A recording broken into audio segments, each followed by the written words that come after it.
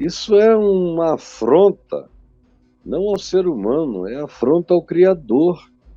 Aquele que sabe fazer o bem e não faz, nisto está pecando, diz o apóstolo Paulo.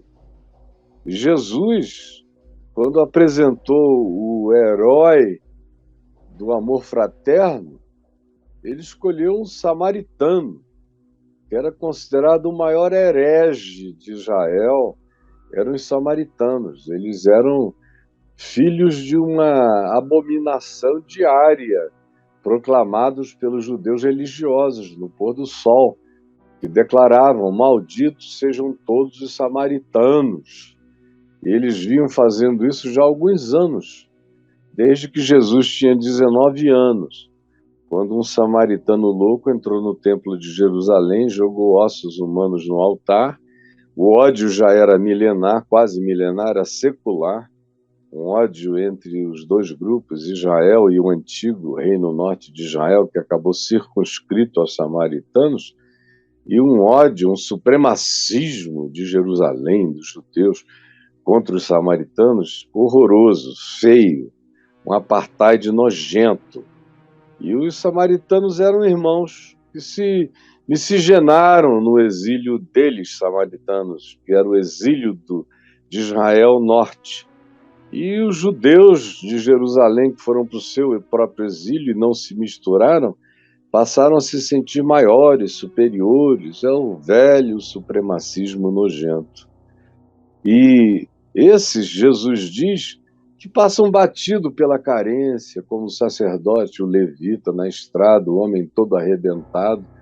Foi um samaritano que parou, que levantou, que carregou, que cuidou, que tratou das feridas, que botou numa estalagem, que pagou adiantado pela hospedagem, disse: e se ele ficar mais tempo do que eu previ aqui no adiantamento, quando eu voltar, me diz a diferença que eu pago tudo, mas cuida dele aqui na estalagem até a minha volta, que nada lhe falte.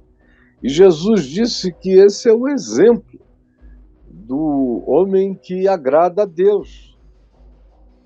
Não tem nada a ver com o dogma dele, com as doutrinas dele, com as confissões de fé. A confissão de fé dos samaritanos não era ortodoxa nem um pouco. Eles tinham, inclusive, entre os samaritanos, crenças de natureza reencarnacionista, por exemplo. Eles tinham seus próprios cultos, lugares de cultos. Eles violavam as ortodoxias e os protocolos da religião oficial, do judaísmo. Praticavam seus cultos até hoje. Os judeus, depois do ano 70 da nossa era, quando Jerusalém foi destruída, pararam de cultuar. Com a destruição do templo, os judeus não fazem, eu disse pararam de cultuar, não, pararam de sacrificar, porque os judeus só têm a permissão de sacrificar no templo. E o templo foi destruído. E há 2000 anos que eles não têm templo. Eles cultuam nas sinagogas.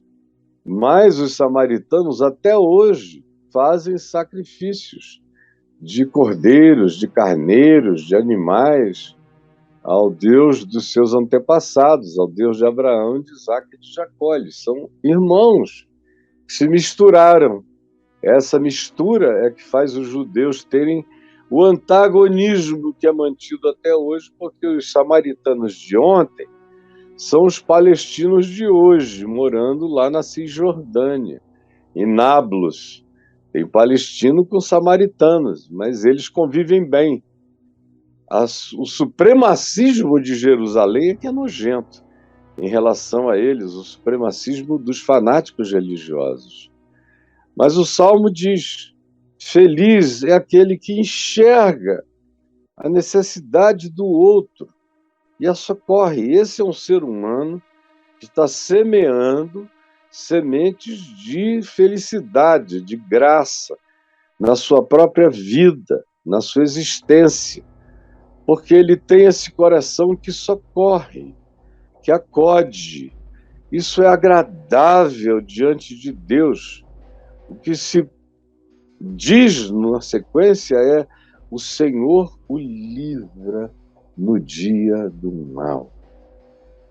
Ele que evita o mal do próximo, que socorre, que acode a necessidade humana, à medida em que ele faz isso, ele, sem que seja barganha, Paulo diz, escrevendo aos Colossenses e aos Filipenses, ele aumenta o crédito.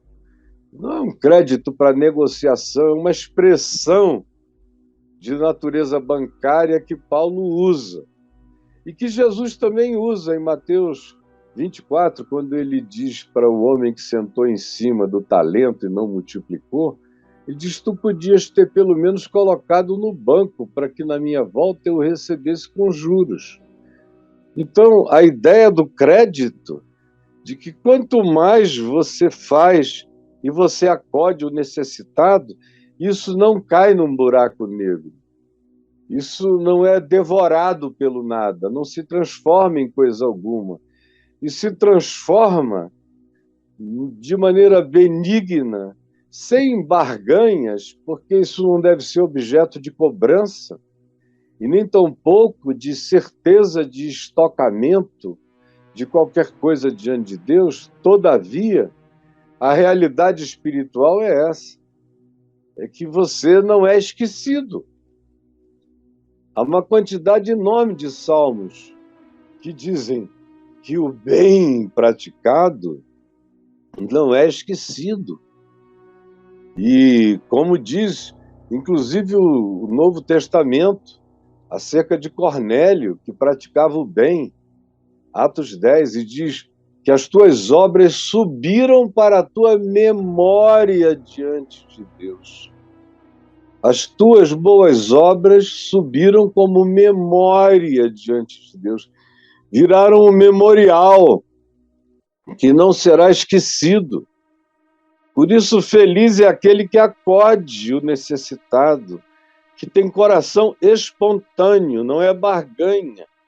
É algo que ele não pode evitar, ela não pode evitar. Viu? Não dá para fingir que não viu. Não dá para desver. E então age. E o Senhor o livra no dia do seu mal.